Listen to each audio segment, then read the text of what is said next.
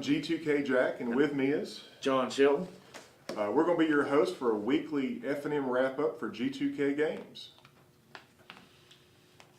All right, now we're going to go to Brandon in our Kingsport, Tennessee location. He's going to interview a couple of our players from there. Hey guys, this is Brandon here at G2K Games in Kingsport, Tennessee. We have Jordy here with us who came out to play F&M with us. And Jordy, how long have you been playing Magic?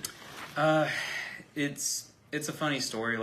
I bought my first few packs in 2015, but I was just opening packs with a friend, casual. But some friends introduced me to it in September 2016, and I've been playing ever since. Nice. So, how did you do tonight? Not too good. I went 0-3 and I got the bye on the last round, so not too hard not too good, but it happens. Yeah, I can't win them all. Yeah. And what deck was you running tonight? It's really interesting. People who watch Saffron Olive on YouTube will be familiar with this. It's like a overflowing omniscience. Now, with overflowing omniscience, what he's looking to do is to ramp up into as many mana dorks and as many lands as he can and drop omniscience, which allows him to play a ton of spells for free. Okay, now what's the mana dork? What are you referring to there? I'm talking about a creature that produces mana. Okay. That's why he's to the Land of War. Right. And he's also, he brings in spells that allow him to fetch for lands. Okay, very good. Allow him to get to his 10 mana as quickly as possible so that he can play tons of spells for free. Okay.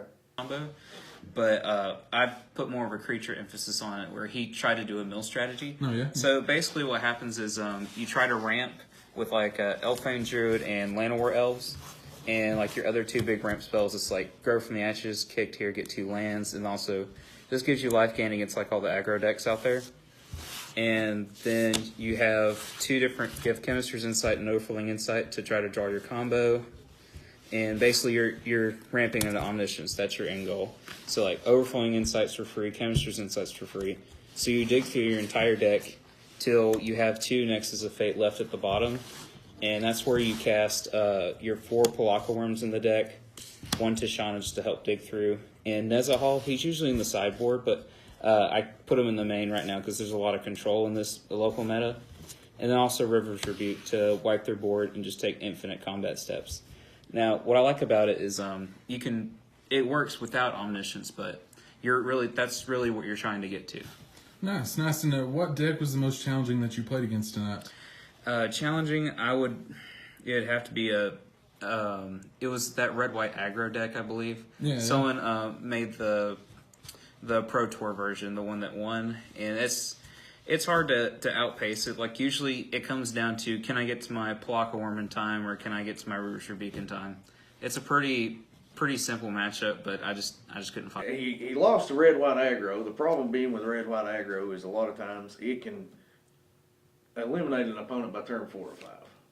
Okay, how's it going to do that? It drops a lot of creatures. Most of the time they're running 16 to 21 drops.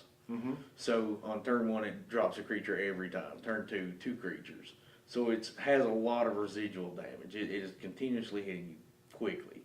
Okay. No doubt, man. And did your sideboard happen to be right for this meta? It is. I just need to still make a few fine adjustments. There's not a ton of graveyard hate, so so I can take out my Silent Gravestones. Basically just prevents any graveyard synergies. I should have brought these in for Sleep, just taps their creatures, tap them down. And then you also have Root Snare, it's just a fog. You just stop them. And then also, I always go back and forth on this card. I run 3 Spell Swindles out of the sideboard because it's a really fun ramp spell. Because it's it's like a good gotcha card, and it gives me ramp. So it gives me opportunity to ramp into Omniscience that much quicker. Nice. And then Disdainful Stroke for more counters hits a lot more stuff than you think it would. And then my last spicy inclusion, it's a Slim Voda. Now it's I'm already getting to 10 mana. And it's a 5th copy of River's Rebuke, basically. Nice. And what changes would you like to make to your deck? The main board, I think it's doing okay right now. I just had a bad night. I'm going to take the silent gravestones out of the side and probably swap them with something else. Probably like another way to stop aggro, because I just really need to work on fine tuning aggro. Because like that's basically what the meta is right here in this area. It's just like a lot of mid range. It's very creature heavy. Yeah. You have a few control players, but they're kind of the minority. No doubt. And did you have any plays like you feel like you missed tonight? Anything you could have done differently to end better? Not in particular. I think like there was this one time where I kept a one land hand because I had 2 Land of War elves, but then I completely realized that it was an island, so it was just a dead hand. So don't do that if you're playing this deck. No doubt, man. No doubt. Well, we appreciate you coming out and playing with us, Jordy, and we hope to see you next week, man. Thank you so much. Thank you. Hey guys, this is Brandon here at G2K Games in Kingsport, Tennessee, and we have Will here with us who played F&M tonight. Tonight goes though, how did you do? I actually went 2-2 tonight. I had a pretty good close game on game 2 with my good friend Orlando. This is the first time in probably about 2 years that we've been playing competitive, that we've actually got matched up together. So it was an exciting time, and though I lost, I had a pretty good time. Oh, nice. That's awesome, man. And what deck were you running tonight? Tonight I'm running I like to call it my baby. I call it Disco Inferno. A lot of people call it different things, like is it Counterburn? But mine is a little bit more of a twist. I don't run the Arc-like Phoenixes that most people do. I actually run I run Gutter Snipe instead. I run a couple other things that are really off meta that you don't really see coming. But with the off meta-ness and the kind of sideball, it does kind of leave me open in some ways. That's so as far as your sideboard, was it right for the meta tonight? Actually, yes. With the negates, being able to counter a lot of those non-creature spells, especially up against control matchups, it helped me out so much being able to keep my Drakes up on the field and being able to keep my graveyard full to help power them. Oh, that's awesome, man. And so it's like, as far as any changes that you can make to make it run better, like what would you like to do to it? I actually need something to go for master removal. Actually, I need a board wipe or something to really clear my path for myself to be safe and for my Drakes to be able to swing through without any worries. Nice. And as far as like tonight, any missed plays or anything, you think something that you could have done better to finish better? Just kind of how I tap my lands and kind of really thinking about my plays. There was a couple games where it was just not. I just didn't have the right cards, or I didn't have the right land at the right time. Besides that, it's just the fact that I need a board wipe or something to kind of open up my opponent more than kind of keeping myself kind of hidden. Yeah. Will, we're going to recommend that you need a fiery cannonade.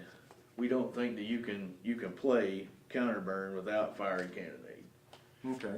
And that lets his Drakes live while clearing the way for everything else, right? Yes, sir. Okay. Very good. So add in some fiery cannonade. Add in fiery cannonades. There you go. And last week we found out about how long you've been playing Magic. So why don't you tell me the story about your guild crest there?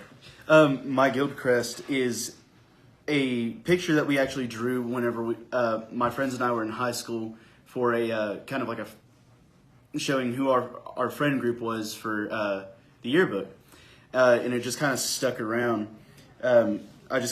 We just kept drawing it, and we just kept keeping up with it.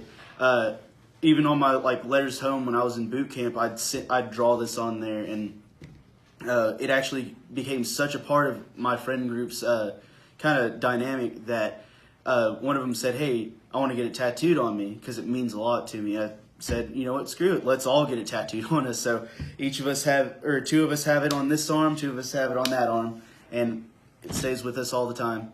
Man, that's a really awesome story. No doubt. And you and some of our other players here have a podcast. You live stream some games and stuff, right? And what's that called? Yeah, we are Proxy Pals, PROXYPALS, on Twitch.tv. We're starting to stream the Friday Night Magics for the Kingsport location of G2K. We do a Commander stream every once in a while. We're trying to do that every Saturday when we can.